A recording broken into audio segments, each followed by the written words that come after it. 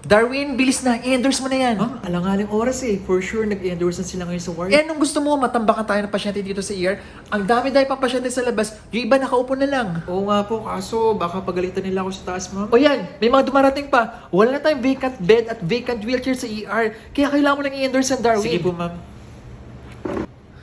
Papagalitan na naman ako nito for sure. Magsi 6 o'clock na pa naman. Ay, sa bagay mas okay ng pagalitan kaysa sa matambakan sa ER. Ma'am, hello po. Dito na po i-endorse ko. Eh, Sir Darwin, siya ka na pala. Kayo na ka pa namin naantay. Totoo, ma'am? Yes, sir. Actually, alam po namin na punuan kayo sa ER. Maraming pasyente, iba nakaupo na lang po. Kaya, sir, endorse nyo na po yan para ma-decongest kayo sa ER. Ay, ma'am, kinabahan ako. Kala ko papagalitan niyo ako kasi napakaalanganing oras na yung pag-endorse ko. Ay, hindi, sir. Actually, sanay na kami sa'yo.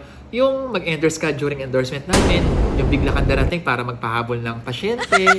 Yung tipong tapos na kami sa routine namin, sabay, marami namang madadagdag. Yung tipong mag-endorse ka sa amin na sinabi mo stable naman, pero incubatable pala. Ay, sir, sanay na po kami doon.